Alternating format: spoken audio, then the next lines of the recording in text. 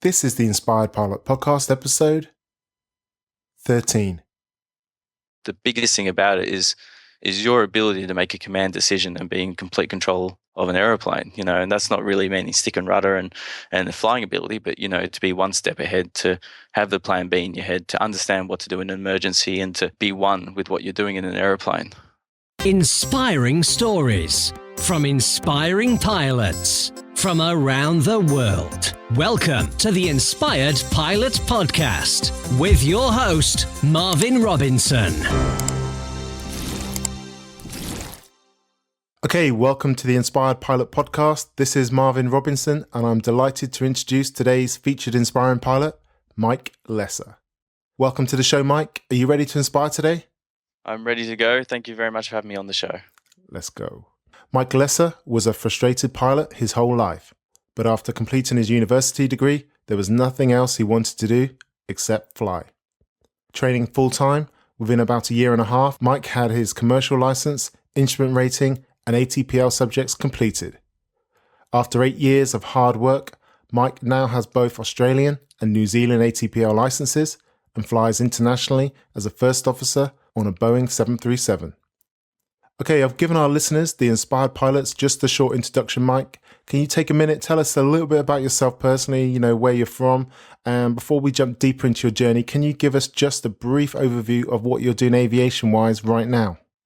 Sure thing, mate. So as Marvin already introduced myself, my name is 𝗘𝗽𝗀𝗴𝗰𝘆, 30 years old and born and bred in Sydney, Australia. Been in the aviation industry for 8 years and currently flying the 737. This is all international routes. At the moment, my primary base is in Auckland, New Zealand. Apart from flying, which is obviously still a very big passion of mine, I'm also involved in the aviation community with a blog, and I also try to share as many photos as I can on my Instagram account. Fantastic. Okay, today, Mike, you are our featured inspiring pilot, and on the Inspired Pilot Podcast, we delve into the journey of our guests. I mentioned that you are a Boeing 737 pilot now, but we know that every journey does have to start somewhere. So tell us that story, Mike, of how you first got involved with flying and why you wanted to become a pilot. Well, I guess I've always wanted to be a pilot. That dream as a child never really faltered my whole life. I think the moment I went on a plane, I was destined to do what I'm going to do, And initially, I sort of always thought it was a bit of a rock star thing. I never really thought it would actually properly happen. And I was working full time. I went to university, half expecting to get an office job or something. But anyway, I actually randomly met this guy back in the days of MySpace. He had this photo of him flying a plane and sort of seemed reasonably friendly and said, have a chat to me. So I ended up having a chat to him and basically just said, how did you do it? How did you become a pilot? And it really was as simple as just talking to someone, basically finding out that I can take flying lessons. And it was just a push in the right direction. So from there, it was all basically continued progress, starting flying training and eventually getting my first job in the Outback. Awesome. So, Mike, I mentioned in the bio that you've got 2 ATPL licenses, but we know that it hasn't always been like that, like you've just mentioned. Take us back to, during your initial training, when you were training for your PPL. This is for the benefit of someone sitting on the fence who's thinking whether to learn to fly, or someone actually currently training and maybe experiencing their own challenges right now. What did you find challenging and how did you overcome this? There's always challenges, I think, and to do anything properly, you'll always come up against a challenge. I think the hardest thing I ever remember learning was crosswinds. Just struggled with them initially. I don't know if it was a lack of understanding or a lack of teaching, but it took me a few lessons and basically a near miss and a crash before I actually got the right technique. Wow, that'll do it. Go for it. Tell us that near miss. What happened there? So basically it was just one of these horrible days I shouldn't have gone flying essentially. And, but being keen, I'm pretty sure I just got my PPL. So, I was all full of confidence and thinking nothing could stop me. So, took off on this, very marginally VFR day, and flew to a nearby airport. So I was training at Bankstown and I flew just a couple of minutes away to Camden. I decided to do some circuit training there.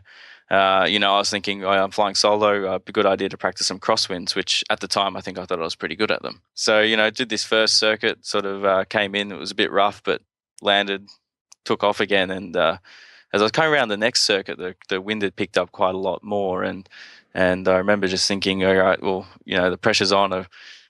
going to make this work. And I as I touched down, I think I put the opposite ailerons in. So rather than putting the ailerons into wind, I put the ailerons out of wind. And I just remember this plane just looking out to the right-hand side and seeing this wingtip almost like scrape the ground. Almost, I didn't actually, but plane sort of veering off the runway and just applying full power and Wow. essentially sort of sweating myself. I remember seeing this other plane taxiing out for takeoff and remember thinking, I wonder what they were thinking about it. They never said anything on the radios. I think I was too stunned to even remember or say anything on the radios to depart the circuit. And I think I flew back to Bankstown with my tail between my legs, essentially. I guess the hardest part of that story was that the weather was quite marginal. I remember I had to hold for quite a while before they actually gave me clearance in. And when I did actually get clearance to land as well, there was quite a strong crosswind blowing at that airport and all confidence completely shattered. I had to sort of try and make another crosswind landing, which again was quite messy, but was on the runway, was on the center line, and I lived to tell the tale. So I guess that's the main thing in the whole story. What was the clear lesson that you learned from that experience? Did you jump back into the saddle and get back on to doing some extra training, or what did you do about it? Yeah, I guess, I had numerous instructors, and some guys told you one way, other guys told you another way. I guess sometimes it just takes a few explanations for you to actually sink in. So before I was flying with a guy, I'd sort of half told him about the story. I never told him how bad it actually was. I just said, I'm struggling with crosswinds. Can we go up? Can you just give me a bit of a pointer? And he sort of said, well, just think of it this way. There's if there's a wind blowing, you can either lean into the wind or you can walk slightly angled into the wind. And that's, should solve all your problems. And as long as you remember ailerons into wind and to kick it straight with a bit of rudder. And I think it was just that simple, layman's terms, really, just something so simple to explain that either I can put a wing down and that will keep me into wind, or I can hold the nose slightly into wind and that'll keep me straight. And it sounds really basic in hindsight, but it was just, for me, that was a really big challenge to learn. I guess the other big thing I'd say as well was basically learning what a commercial license is all about. And I think a lot of people, well, in my experience, actually missed the mark on this as well, as I did. And, everyone thinks I get this commercial license, I can fly, I can get a job. And yeah, that's completely true. But I think the commercial license, the biggest thing about it is your ability to make a command decision and be in complete control of an aeroplane, and that's not really meaning stick and rudder and the flying ability, but, to be one step ahead, to have the plan B in your head, to understand what to do in an emergency and to be one with what you're doing in an aeroplane. No, that's some great advice there. I think I had a similar sort of drama experience. Post-PPL training, I'd literally just done my skills test, completed my skills test, sent the paperwork off, and so I was waiting for the license to come back. So in that state, in the UK anyway, you can't fly solo, but you can be signed out by your instructor and as a solo student, as it were. So I remember I wanted to go flying, and I sort of phoned up and I checked the weather, and it was a bit like what you said, marginal. And the ops person said, "Oh, you're a great pilot, Marvin. You can definitely, it's nothing you can't handle." So I went, "Yeah, that's right. I can do that." So I trolleyed up to the airfield, and that old saying where it's better be down here wishing you were up there rather than up there wishing you were down there. As soon as the wheels left the ground, I went, "I wish I was down there."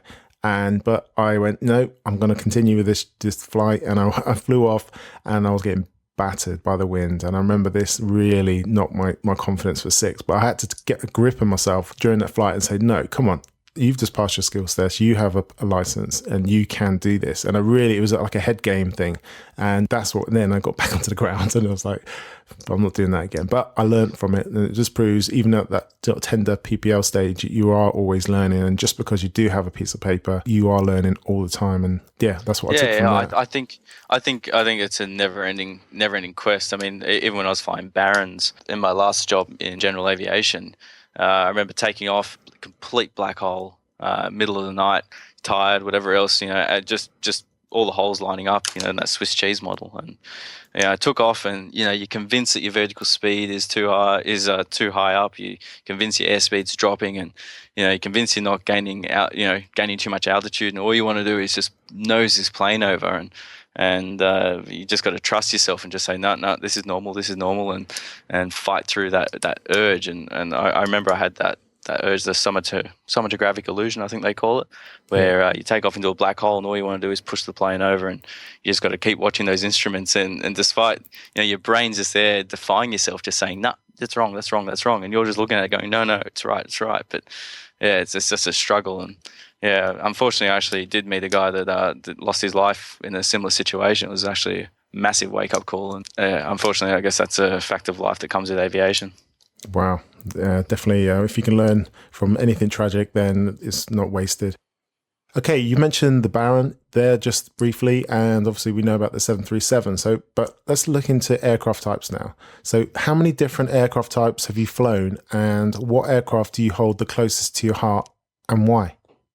I've flown 24 types in total. So that's range of piston singles, piston multis, Dash 8 and 737.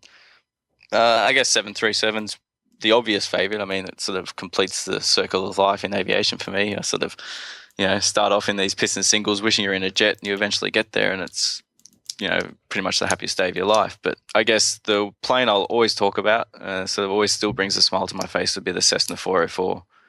It's just a phenomenal plane. It was, quite a big twin. You could hold 13 people in it. And on a short run, that was actually quite comfortable to have 13. Well, not comfortable for them, but comfortable in weight and balance. Yeah, I'm all right at the front. Yeah, yeah, exactly right. Up the front was a beautiful lounge chair, and very, very ergonomic. And it had those geared. I can't remember what they were now. Continental 520s that were geared and turbo, and yeah, just sounded cool. They looked cool. They performed quite well, and yeah, I'll always look back fondly into flying that plane. Fantastic. Okay, hopefully we'll touch on that in part of your journey and what kind of flying you did in that. Yeah. Let's go into that journey now. So you've decided that you want to fly. Yeah, what route did you take? Were you always going to be a commercial pilot? What happened there? Take us through from training through to where you are now. Well, I think once I started flying, I sort of knew that's what I was going to do. Once I sort of had those initial lessons under my belt, there was no doubt in my mind that this was for me and this is something I'm going to continue with.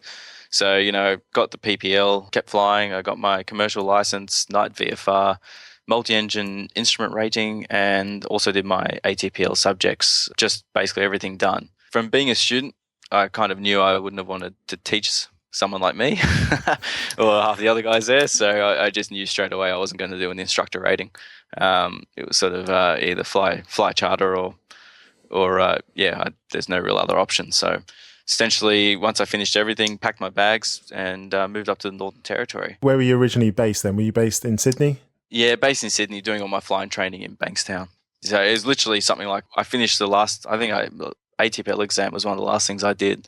I think within a week of that, I was up north, sort of straight away. I finished, I think, in either January or February. So especially in the Northern Territory with the scenic flights and your first job, they're very seasonal. So they want you to be there early, and then you sort of start in April to do that season. So I sort of finished at an opportune time as well, which kind of helped. And it's one of those decisions, moving to the Northern Territory from Sydney is not particularly an easy or nice idea. So it's like a Band-Aid, you just tear it off and do it, You're sort of like the city boy, right?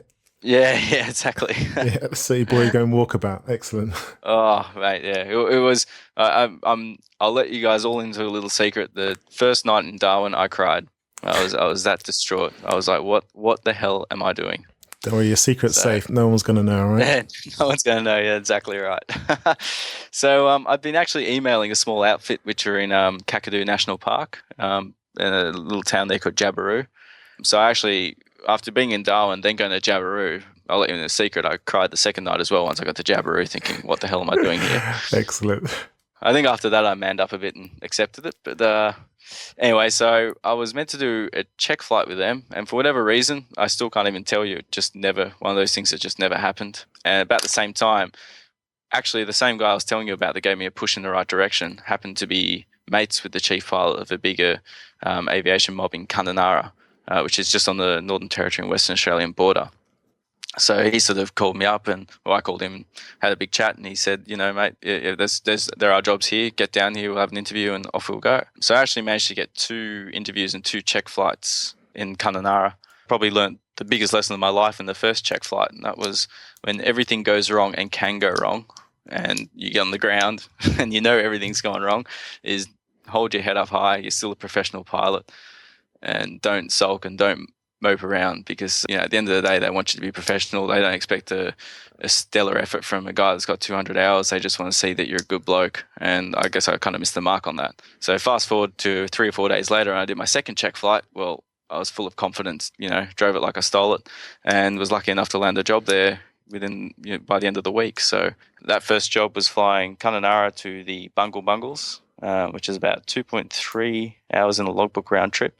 It was in GA8 Airvans and Cessna 207s. I think I did something like 140 scenics in a row. Did the odd charter every now and then, so probably about 10 in total, and managed to get about 400 hours in under 6 months, which set me up quite nicely for my next job. When you said the scenics, are these obviously tourists to that area, this international tourists? Yeah. Virtually grey nomads, Australians driving around in caravans, but there were the odd backpackers and things. So basically you're in this unstable plane, which is the Airvan. It's nice for passengers as in, it's got nice big windows, you can get a good view, and you used to take off out of Kununurra and you'd do this big wing over this resort because they didn't want you to and they hated the noise, but so you do it just to annoy them. You just did it anyway, yeah. Yeah, and they had these tape players, used to play this tape, or I had a CD player in the newer ones, you'd play the CD, which I don't think it worked. I can count on my hands how many times it actually worked and how many times I played it. So you'd end up doing this big spiel about all the different scenic areas, and half of it was made up, half of it was true, and half of it was something that you might have heard somewhere and just regurgitated it as best you could. So you used to fly down past Diversion Dam, over Lake Argyle, through a bunch of old mines, and then you get to the 𝗏𝗏𝗏𝗏𝗏 Ranges, which is all part of the 𝗘𝗽𝗏𝗏𝗏𝗏s. To be honest with you, for such a huge site with huge tourism, I'd actually never heard of it until I got to Kununurra. So, yeah. That's what you say, city boy, right? Yeah, mate. Go and walk about. Yeah, that was your first job. What did you move on to next? In aviation, you're full of people that you always have you won't talk to for years and years, and then you suddenly say hi and you're best mate to them, and it's obvious you want something, and they know you want something. It's just a matter of how far you'll go with it. So spoke to a guy that I sort of knew through a friend of a friend, and he was working at a company based in Darwin, and he managed to talk to the chief pilot and got me a check flight, which was for the Cessna 210. So I did this check flight up in Darwin, drove 8 hours from Kununurra. It was actually during the military operation up there as well. So it was probably my first time I was at a holding point and I saw a B-52 land, which is possibly the coolest experience I had in general aviation. Having this American guy, call sign death. It was awesome. Awesome. Caution, wake turbulence. Yeah, that's it. Just I to be honest with you, I don't think wake turbulence meant all that much to us back then in 210s, but I'm sure Darwin Tower was pretty good at spacing us. Yeah. So I did this check flight, was successful in that job, and they actually had a base in Katherine and Alice Springs. So I got based in Alice Springs, and yeah, that was flying Cessna 210s, which is a huge step up from the Airvans and 207s. And they eventually put me on the Beechcraft Baron towards the end of my time there as well. And that was pretty much the most fun I've had in the plane, I think, that job. I mean, by the end of it, I was ready to leave and move on. But, I was basically doing these massive Australia post-mail runs. So you do up to 19 sectors a day. You see virtually everything that Central Australia has to offer. I flew down the Tanami Road. There's a sort of a famous homestead called Rabbit Flat. Bruce out there used to refuel us. That was always an experience. Yeah. It's one of those guys, you deliver his mail. If you put his mail on the dirt, he'd scream at you. And yet he'd take the mail off you and chuck it on the dirt, and that was fine. Yeah. You'd take these drums out to your plane, and you always had to have it in the right way. And there's real almost OCD. And one, on the 200-litre drums, where it opens up, always had to be in line with where the wing was. If it wasn't in line, he'd yell at you, and he's a bit of a character. It was actually it sort of made the day as well, though, as much as he was an odd dude. Maybe that was just the way he was showing his appreciation. Yeah. It's funny if you go online and you read reviews about backpackers coming to Rabbit Flat. They'd rock up at 10 o'clock or something and need a place to stay or a drink of water, and they'd sort of knock on his door and he'd tell them to F off, I'm sleeping or something. And awesome. There's nothing around for 500 kilometers. No one really has a choice, so it's quite funny. But and that job as well. Virtually every day I'd go over Ayers Rock or see the Olgas from the air. I got my 1000th hour working there, and I guess that job really taught me how to fly a plane and really taught me my ability of what I can and can't do. Can you give us some little stories or anecdotes of some interesting flying during that period in the Barren? In the Barren, yeah, the Barren was good fun out there. It was mainly used for doctors' charters. I didn't do a huge amount, probably only about 70 or 80 hours, but it was my first taste of flying IFR using HF radios, and a lot of it was ICUS as well. So I go with another pilot, and we ended up having just a laugh virtually the whole day we flew. I got this one photo of me and my roommate at the time with our shirts undone and doing like West Side things and taking all these stupid photos. Sounds like a lot of fun. It was good fun. I got other photos with guys that didn't want to be there and basically shaking their heads. So okay, I'm going to grab that photo of you for your show notes. All right, so make sure it's okay. Cool. Lost a bit of weight since that though. Okay, so you've some IFR time, 70, 80 hours in the Barren. What happened next? Alice Springs is one of those places that definitely has a timeline on it, and I was very ready. As much as I loved it, probably had the best experience there with mates and flying.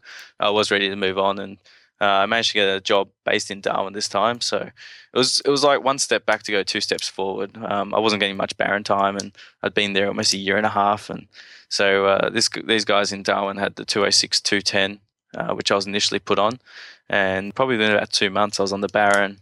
Did about 300 or 400 hours on the Barren. Then they put me on the 402. I think once 50 hours on the 402, they put us on the 404 as well. And so that was all charter as well. And then eventually, once I was flying the 402 and 404, we did RPT flying, which was a new experience again. You got actual schedules, you got load sheets, actually had people coming to help you load and unload, which was a bit of a novelty. And good thing about the RPT stuff is mostly you sort of had a lot of leeway with the weight. You'll never sort of packed to the brim and scared if something was going to happen. So yeah, it was just a good new experience, I guess. And also flying in Darwin, it was basically in the wet season as well. So you do a lot of IFR flying. You have to do a lot of approaches, especially down the minimas. And it was just a whole new set of skills I learned as well. Probably the one skill I learned 3 times, I think, was how to unbog a plane from a dirt runway. That was always interesting. Gosh.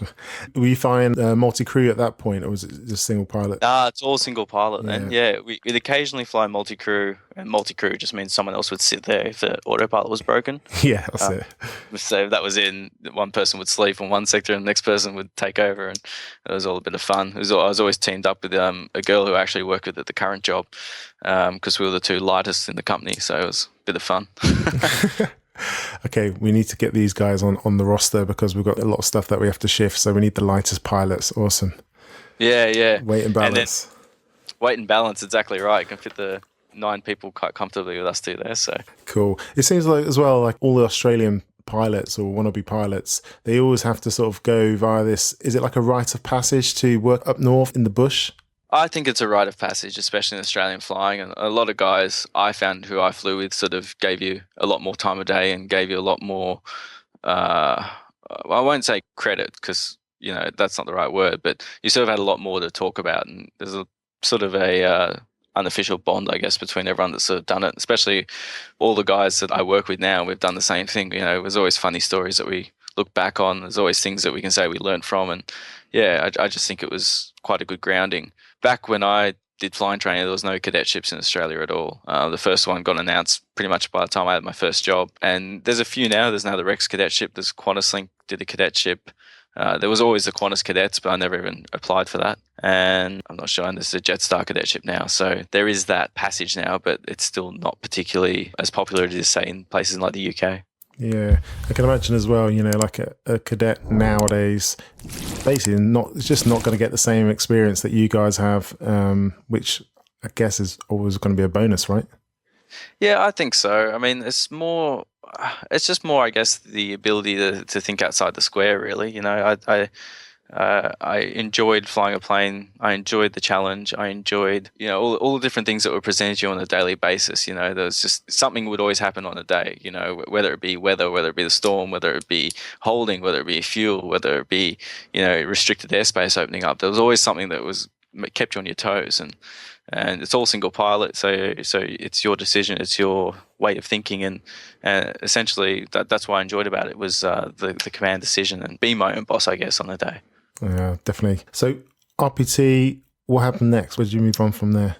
I got the call from QantasLink to fly their Dash 8s, which was pretty amazing. I actually landed a Titan, parked it as I exited the runway, that's because my phone was ringing.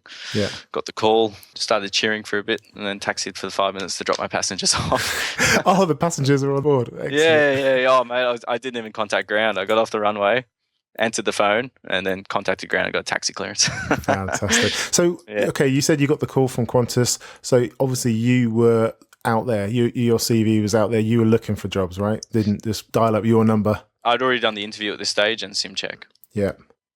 I was just very lucky that the days they asked me to do my interview and sim check, I already had annual leave planned. So it's just one of those, I probably couldn't have gone otherwise. It was very hard to get annual leave. But just by chance, the week I had was the week that they asked me to do everything. So it worked out perfectly. Yeah. So in terms of like the prerequisites, what were Qantas after? Obviously you had what they wanted. Was it a number of hours, experience, types?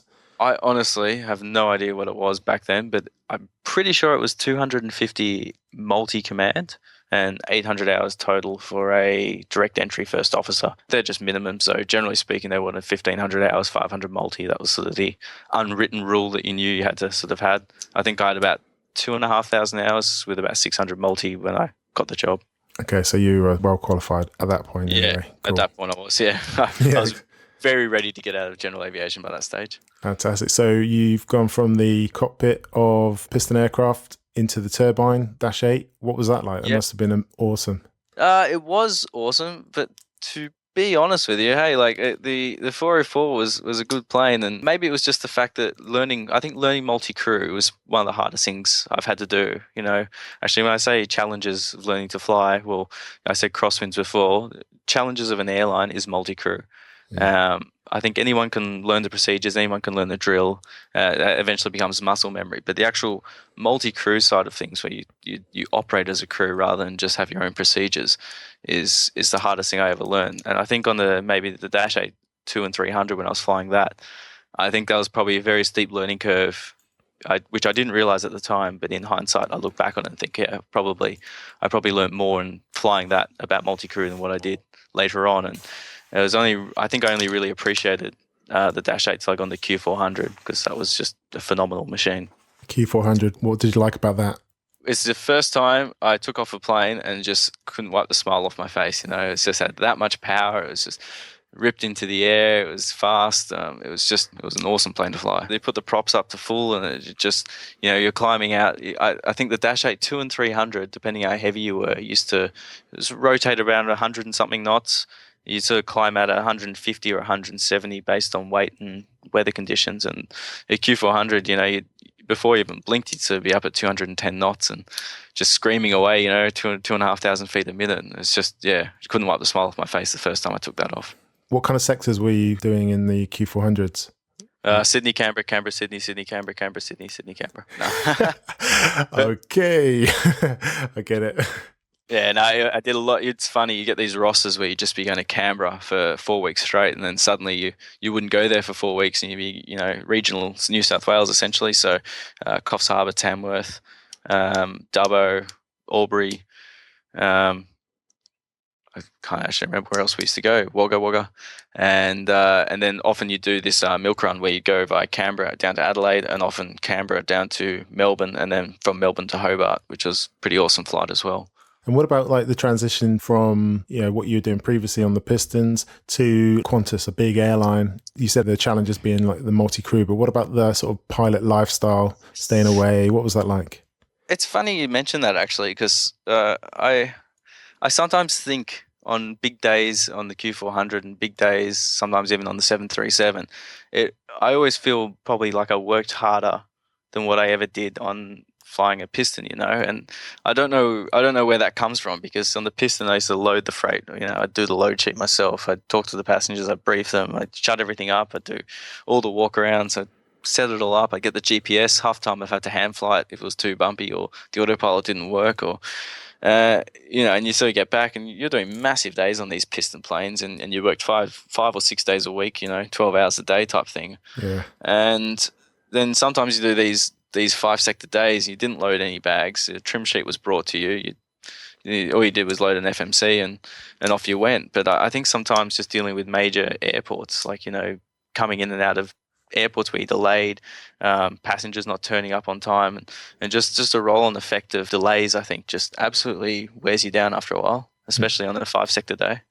Well, yeah, sort of different challenges. I guess you sort of just step up a few rungs on the ladder and experience. Yeah. You can see a bit more, and you experience different things. But I can imagine you don't break out into a sweat as much as you did in loading up that 404. No, geez. Sometimes it would be 8 a.m. in the morning, and you'd be drenched, like drenched in sweat because it was, 34 degrees and 100% humidity, and you'd be loading like plumber's gears. It's just crazy. Sometimes you take, 400 or 500 kilos of this gear that you'd be loading into a nose locker and 4 guys in the back. And I still remember sometimes thinking, what's the point of even ironing a shirt or showering? It's just ridiculous. And you sort of get in the air and you cool down for a bit and have to unload it all at the other end, sit around for a few hours and do it all again, Well, you're still young now, so when you do become an old and bold pilot, you're going to have loads of stories to fall back on when the youngsters come through and need to be told. Yeah, exactly right. Although I don't think I particularly enjoy loading planes anymore, especially with 180 bags or however many people bring these days. Exactly. Okay, so you're on the Q400 now. What was the process to move on to the jet? It was actually just, again, like applying for a new job. Even though I stayed within the same company, or same umbrella company, I should say, I still had to go for it as if I was going for a new job. So same process, had to do a sim check and had to do the interview.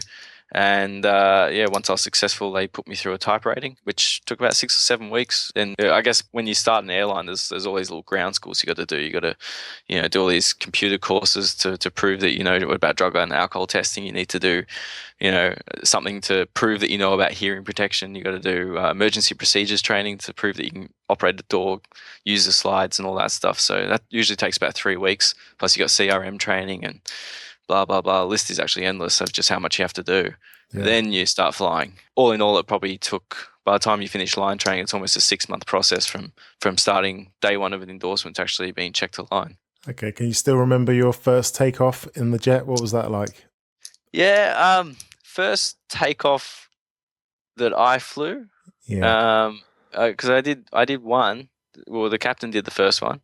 To be honest with you, it was. I remember it wasn't particularly a special moment though. Like it probably should have been, but it wasn't. I just remember thinking, oh yeah, I'm in the jet, sweet. I was just trying to remember what to do. I should flaps on, flaps up. Yeah, I guess there's no sentimental putting your elbow out the window, chilling, is it? You've got a job to do. It's funny though. Like my first takeoff in the Titan, I remember smiling just because you hear those props come up, and the Q400 was the first time I've flown a plane where you're sort of back in your seat and you're ripping up into the air. But the 737 and the 400 below about 10,000 feet are quite similar planes. It was just sort of it was good, but it wasn't particularly the most memorable experience. Okay, well, we're touching on the 737 now. So tell us about your current flying. What are you excited about right now? I guess I still get excited of going to new destinations. So there's actually, we do Queenstown training, Queenstown flying. I don't know if you know much about Queenstown, New Zealand. It's quite a challenging RMP approach. There's mountains all around you. You basically fly through these canyons, essentially. I mean, it's not as cool as that actually sounds. There's quite a bit of clearance, but it's quite a tricky approach, and there's a lot that could go wrong. So it's actually a captain's only approach and landing. It's a small runway as well, so it's only 30 meters wide. It's also quite exciting. There and Wellington actually are always a challenge. So I did a Wellington flight the other day, which was quite a calm day. I think it was only gusting 25, 30 knots or something. So I do like the extra challenges of the flying, especially in the 737. It is good doing international flights. I guess it's what I've always wanted to do. We do the perfect international flight, 3 hours there, so you're never really long enough to get bored and not short enough to be busy. Sounds good. And in terms of the landaways, what kind of countries are you actually going to? Is it just between New Zealand and Australia? Yeah, just Australia and New Zealand at this stage. That's my flying side. I guess I'm still quite interested in aviation as a whole, though. I've got my Instagram, which I take quite seriously, my photography. I've also got my blog now, which I know you've been reading. And I guess at this stage, I'm just trying to rack up the hours because the next move will happen eventually. I don't know where, when, or how, but it will happen eventually. Yeah. I think I like what you've been doing with your blog, flyingwithmike.com. Got some really frank posts there and sort of real world stuff. And in conjunction with your blog and your writing, your videos on the YouTube channel are awesome. Yeah, tell us about your videos. What was the sort of driver behind that? Just capturing the moment, or? Yeah, I'm not sure. I guess I've always, the same reason I did the blog was I started my original blog, which was mikesflying.blogspot.com, and I literally did that so I didn't have to tell my parents what I was doing every day. If I spoke to them, oh, how you been? What's been happening? You been flying much? It was just like, yeah, I have. Read the blog. Work. Yeah. So I started this blog basically to say, here's what I do. Like, sure, ask me questions. I love talking to you guys, but this will explain it 10 times better. So that's actually the main reason I did it. But then I actually found I started enjoying writing it and enjoyed taking photos. And I've always enjoyed photography, but that was sort of got me into aviation photography, I should say. And then it became a real good sort of visual diary on what I've done. I talked to all these guys about stories and things where they've been, and they can only tell me, they can't actually show me. Whereas I literally have photos of almost every flight I've done. I used to snap away all the time. So basically, now that I was in the Q400 and I was on the 737. Since 9/11, people aren't allowed in the jump seat, especially now since this German wing thing has happened. It's even harder for anyone to be on the jump seat, or the whole two people in the cockpit rule. Yeah. And so basically, my philosophy is, well, I'll bring it to people. I'll bring the jump seat to them. I'll take photos. I'll share my passion of aviation, and hopefully people will appreciate it. And there's obviously a lot of frustrated pilots out there, and I just try to bring them what I see every day. Well, you're doing a great service there. What kind of feedback have you received so far about the blog and the videos? Mostly positive. I not meant too many people leave negative comments. So some guys, they don't like the music, and I can understand that. A lot of guys want to hear the radio calls. They want to hear us talking and stuff like that. However, in the interest of staying anonymous, mostly, everyone knows it's me. Say someone isn't happy about what I'm doing, I don't want to get anyone else in trouble. So I keep it anonymous. I think the music goes well with it. It just keeps it fast paced. It sets a timeline on what I'm doing, and I just try to make it as exciting as I can. I think you're doing a great job. I think they are really exciting, and your photography has definitely put you in good stead, because you've got a great eye for the video and the editing process to create a great end product. Keep it up.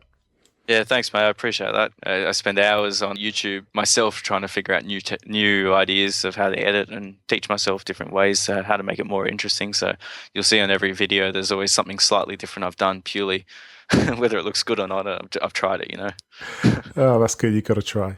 Okay, so we touched on a few things there. So out of all the things you've been doing so far, what is your proudest moment in your flying career so far? Tell us that story. Well, I've already spoken about the Q400 takeoff where I had that big smile. That was definitely one of the proudest moments. But to be honest with you, the thing I'll always take home with me is, apart from landing your first job, apart from getting your CPL, there's all those different moments. But day one of going to flight school, I still remember I was driving, and I had to go past the airport.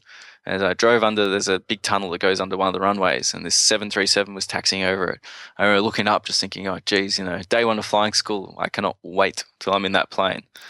And I still remember, the day, whatever it was, the first time we went into Sydney, and we were taxiing out for departure, and I was actually in that 737 taxiing over that bridge, looking down at the cars. And I just remember thinking, I've done it.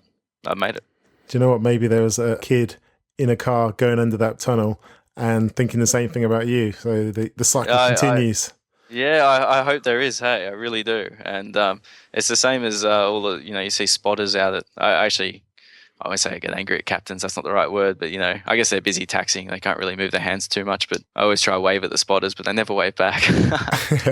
Spotters are all part of the aviation family, as it were. I love it when you come into Melbourne, or I sort of know where to look now. And you come in runway 16 on Melbourne, and there's this whole big area, and you can see them down there. If I'm not flying, you can sort of take a look, and yeah, it's always cool. I enjoy seeing it. Yeah.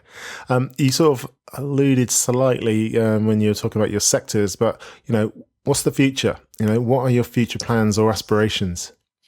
I have no idea at this stage of where or what I'm going to do. There's a lot of attractive jobs around the world, and a lot I would love to do, really. I love the idea of Etihad and Emirates. I love the idea of contract work as well. I think mainly I get destination envy. So I see all these planes flying into cool places and think I want to do that. But then again, the rational part of me says, well, I love living in Australia. I love living, this side of the world. And it's quite hard to move away from that when I put the hard word on myself. So at this stage, I'll stay put, I've still got a few years at least left here. And if a command opportunity comes up, then I'm going to jump on it as best I can. But if not, I'll still put the application out, and it's up to me to get the job, and it's also up to me to accept it. So I'll just keep all my options open at this stage. Good attitude, I reckon, and good luck. Yeah, thank you. Okay, Mike, this is my favourite part of the show. This is the quick fire checklist. This is where I ask you a series of questions and you come back to us, the inspired pilots, with amazing and inspiring answers. How does that sound? You ready? Sounds great. I'm ready. What is the best piece of advice related to flying that you've ever received? I've got 3 pieces for you for this one. And the first is to always be professional. On the ground, if you look professional, and in the air, it's how you sound on the radio. And that's the only way people will judge you, the way you as a pilot and the way you fly. The second bit, this is my advice, is be confident and always be a good operator.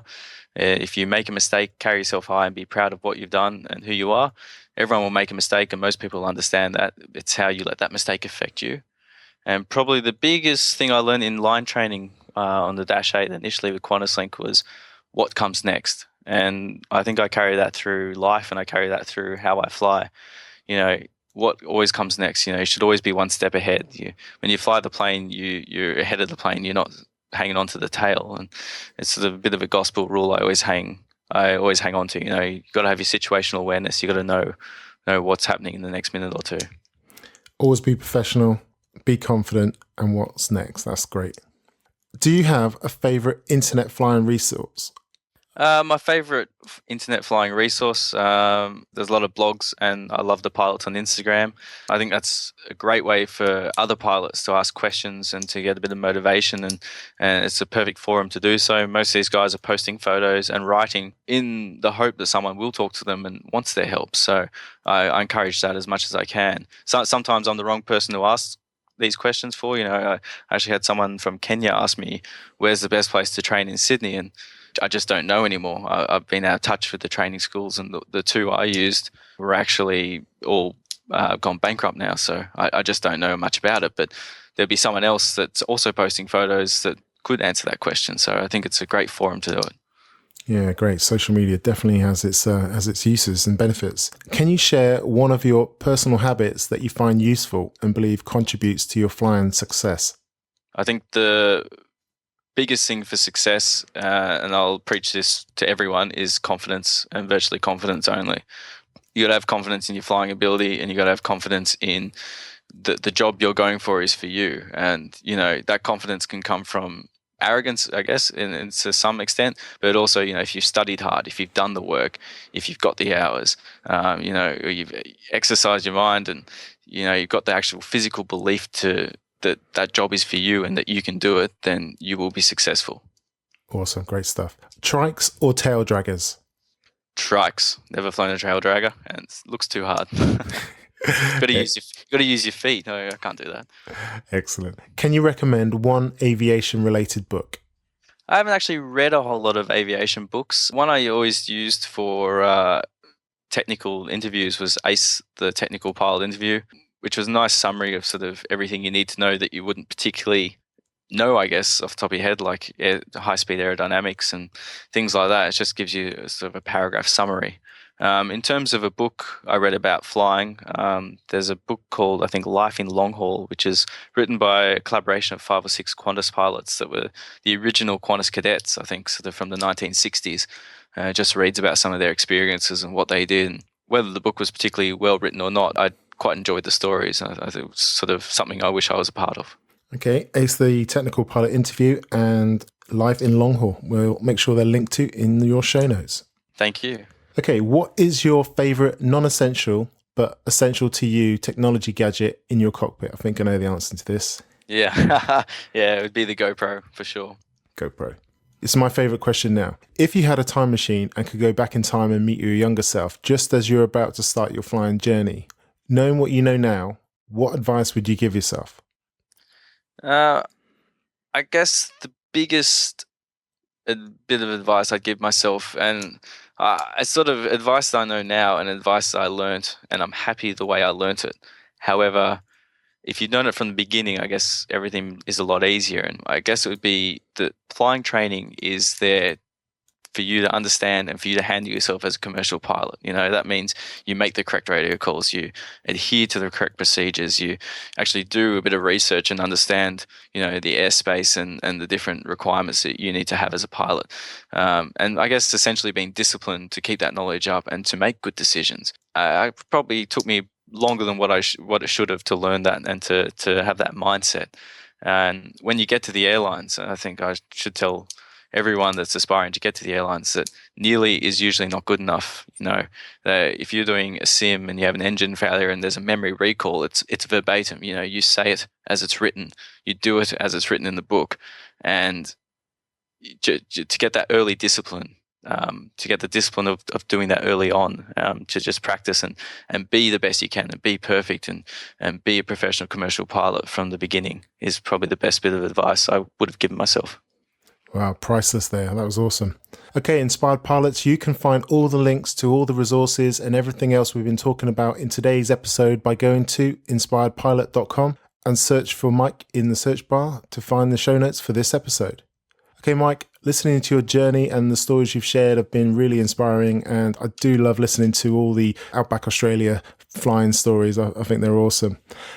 Can you give the audience of Inspired Pilots one last piece of guidance, share how people can get in contact with you, and then we'll sign off? Sure thing. I guess the last bit of guidance I'll give you all is something pretty simple. And really that's, if you want a career in the airlines, then it's something you've got to work hard at. No one's going to give it to you on a silver platter. You've got to be prepared to make some sacrifices, be prepared to go on the limb, and there'll be definitely ups and there'll be definitely downs. But it's a great career. It's something I love. And if you're passionate about it, take the opportunity and enjoy the journey. I've preached confidence a bit as well throughout this whole thing, but it's a general theme that I do. I think is very important for people to have. Present yourself, be the person they want. Be the person they want to sit next to for 8 hours, be the person they want to hire, and that will all come down to you and hard work. Feel free to contact me through my blog, which is flyingwithmike.com, and there's an email link there. You can also contact me through Instagram, which is @MWLesser. Fantastic. Okay, Mike, thank you for joining us on the show today, for your time. You've been very generous. On behalf of the Inspired Pilots, I'd like to say thank you and speak to you again.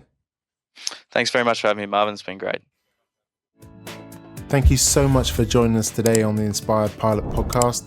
Don't forget to head over to the show's website, inspiredpilot.com. That's where you'll find the show notes for every episode. You can also leave a comment for our guest, find the links to all the resources mentioned, and much, much more. I really appreciate and love receiving feedback about the show, so do get in touch. I reply to every single email. And if you do like the show, I'd be really grateful if you share it with your friends, colleagues, and fellow AV geeks. And if you do feel inclined, please leave a rating and review on iTunes, as this really does help increase the show's exposure and therefore getting the journeys of our featured inspiring pilots in front of and inspiring more people, which is the whole mission of the podcast. And don't forget, wherever you are on your pilot journey, get ready to be inspired.